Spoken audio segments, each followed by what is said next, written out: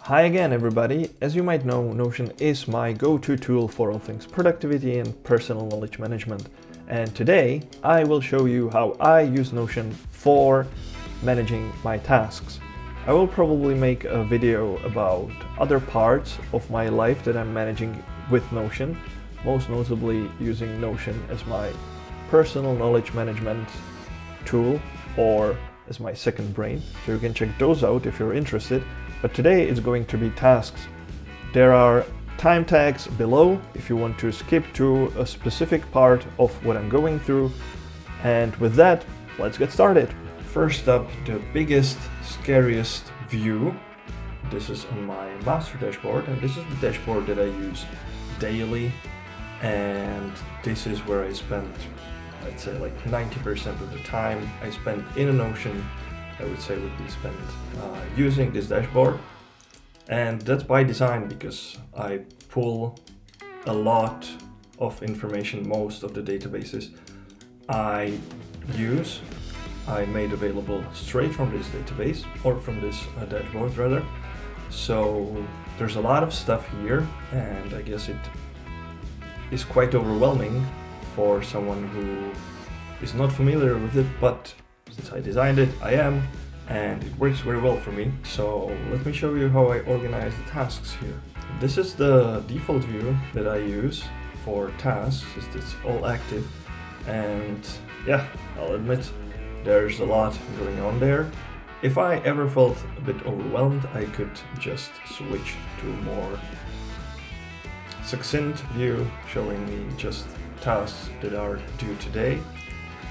But I actually most of the time use this all active view. So let me walk you through this one. The very first column is project. This is of course linked databases, can be seen from this arrow, and this links to my database of projects right here, because I'm using this setup from Tiago Forte called Para, just projects, areas, resources, and archive.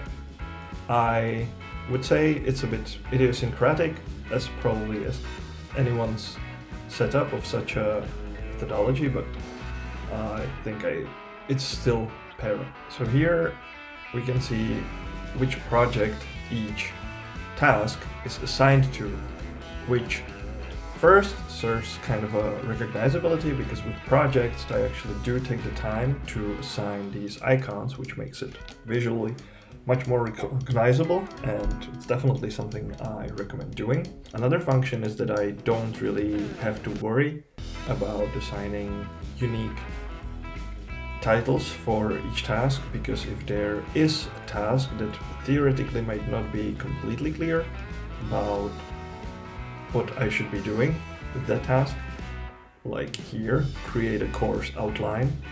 If I just take a look at REA shorts, then I know immediately what the task is actually referring to. Here, probably with the names, the only thing worth mentioning that's not really obvious is these recurring tasks with the icon there. And I actually use a very simple implementation of recurring tasks.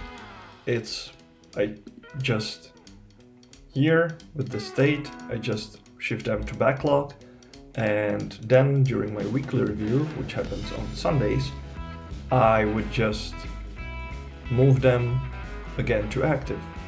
And admittedly, this is a much simpler setup than using any kind of automation tools like Zapier or automate.io, but it works perfectly fine for me.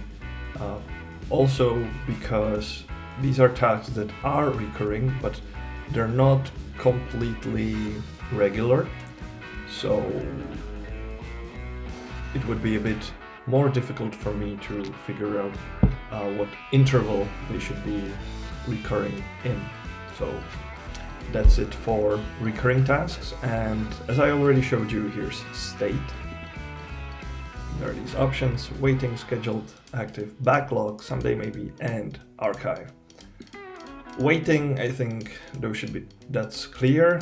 That's tied up with this waiting for, which also should be pretty obvious. I don't even fill this out all the time because a lot of the time it's obvious, but sometimes I just like to remind myself what exactly it is that I'm waiting for. Active, of course, is the main option, and that's just, mostly there are tasks that I want to work on this week or in the very near future. Active schedule is something I don't actually use too often, and it's sort of a legacy option even, but where I would use it most often, when I do use it, would be with these errands where I actually need to go somewhere to make it happen, and of course with meetings, but I usually don't put meetings in my calendar, but they would also get this active scheduled state so that I know that it's not something I really have to worry about. It's like set in my calendar and it will happen when the time comes. Probably the most sort of interesting option here is backlog, because what I put in my backlog are the tasks that I will need to take care of at some point in the future, but I'm not really working on them right now, and I don't want to be working on them right now, but I still want to remember them. So then I will just assign the backlog option and review them during, again, my weekly review, and decide whether they should become active or whether they can still remain in the backlog. Sort of the same is with someday maybe, but maybe I'm not even sure whether I will ever want to do them. Backlog are things I'm pretty sure I will want to do sometime in the future. Someday maybe it's just kind of a reminder, but very likely it's not gonna happen anytime soon. And archive are, of course, tasks that are done. I actually prefer to not archive all the tasks, but only tasks that actually have some notes written down there, so that I keep my archive a bit pruned. So order creatine protein, that's a task I won't put in my archive, and these tasks I just delete. But tasks where there are actually some notes that I took, I would usually put in the archive. And speaking about archive is actually also the title of the next property, and that's quite a recent addition, so that's why I did not yet delete this option here. But the idea is that whether I assign something archive in the state property or whether I tick the checkbox, it should have the exactly same consequence, which is in this particular view that it will disappear from this view,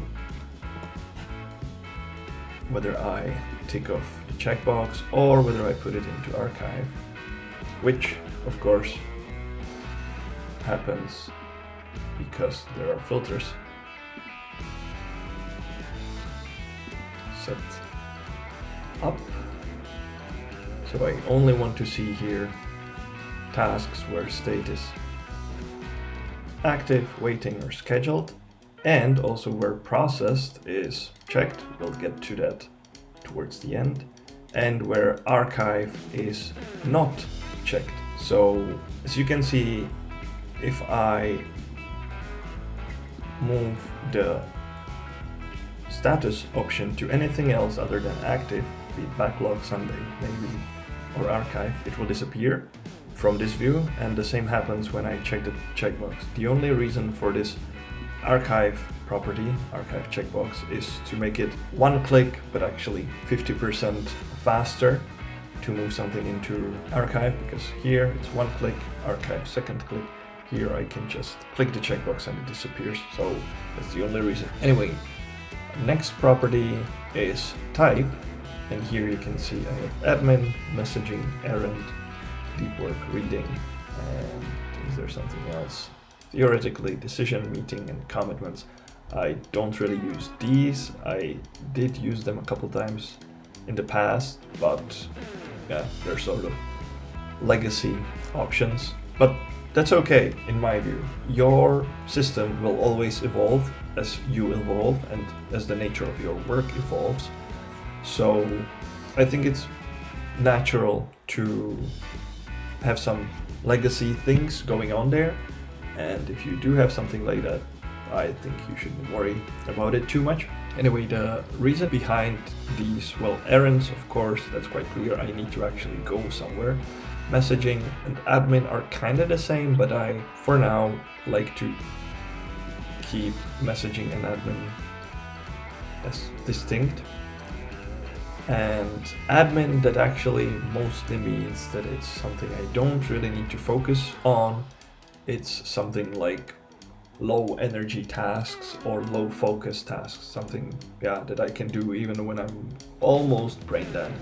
Unlike deep work, which usually should be tasks that require me to be focused and still have enough energy for me to get this done. So usually you will see it's like create a presentation, create a plan, all these tasks that require me to actually think a bit more, think a bit harder about them. Those are usually deep work. So this is sort of like my implementation of context from the getting things done methodology. Maybe not perfect, I might change it in the future, but for now it works perfectly fine, so I don't really feel the need to change it. Where interesting things happen is this plan property, and especially this to do today formula. Plan property, of course, that's just a date which I made an estimate that I want to do the task on that date. Again, that's something I do during my weekly review. I also do my weekly planning, and then I use this to do today formula to show me quite clearly the tasks that I want to do today, tasks that I want to do tomorrow, and tasks that I planned to do on a date sometime in the past, but I didn't. It might seem a bit scary, but it's actually just a triple if formula using format date and date add. So it's a bit more complex, but not super difficult. I wouldn't say I'm like a formula master, but this one was simple enough. Deadline, that's quite clear. Most tasks don't actually have deadlines, which is great. Importance, urgency, this is my implementation of sort of the Eisenhower matrix. Only a very few tasks should be the top urgency, top priority. Most of them will probably be top importance, low urgency.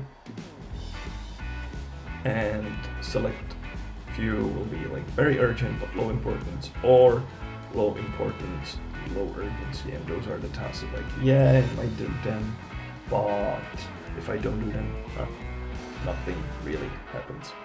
Finally, we have this area of responsibility, which is pretty much like projects, some ongoing area of my life.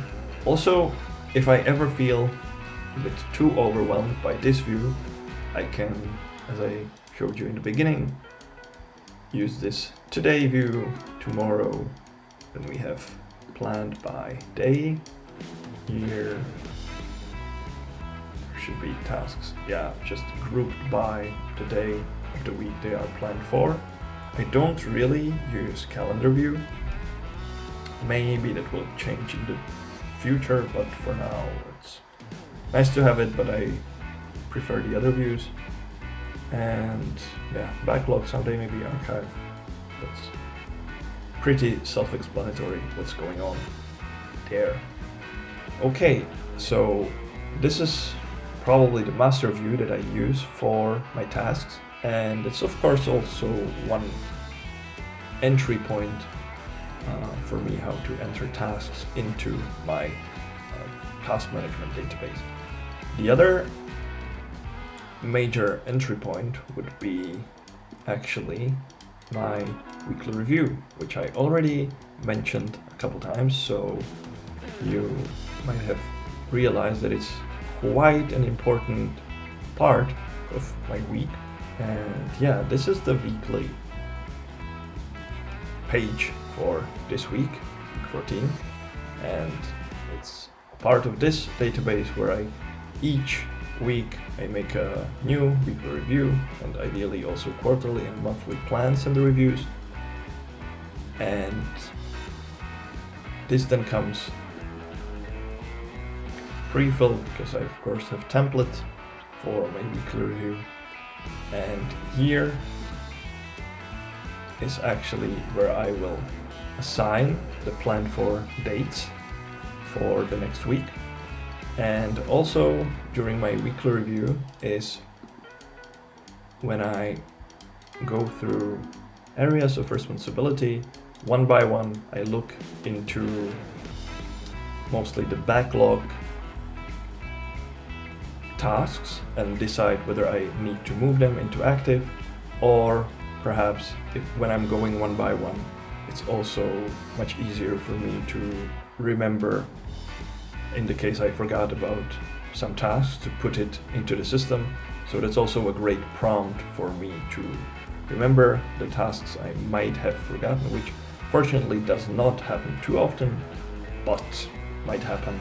And the weekly review also helps me to take care of those tasks. So during the weekly review, I can also add new tasks, either through areas or through projects. And then when I'm planning the next week, I will first select this low filters view, assign dates when I think I should be able to take care of that task. And then here, using these views this week, next week, I can look how many tasks I planned for each day. This view is actually using two formulas, and they are this plan for day, which is what this view is grouped by. And the formula here is very simple. It's just format date, prod, plan for, DDD. And the other formula is a bit more complex. It's plan for week. And here it's basically the same as the to do today formula I showed you earlier, but for weeks. So it shows me whether something was planned for last week, for this week, or whether it's planned for the next week. And that allows me to set up this filter. Plan for contains this little moon phase, which is a nice shortcut for me to use this option next week. So that's how I manage tasks using the weekly view. And finally, again on master dashboard, also a very important part of the whole task management system is inbox. And here, if I enter the task, I'll share this one, you can see that it shows up here, but it doesn't show up here. And that's of course because of the filters that we have in place. So here, the only filter is that processed is not checked. And the idea behind this is that here I will just quickly capture whatever new tasks come my way. And then when I have time to process them, I can either open them or open them like this and go through the properties here, or I can use the properties here. So I could say this is, let's make it waiting so that it shows up on the top. Whether it belongs to some kind of project, well maybe it belongs to methodology. Area should then be school.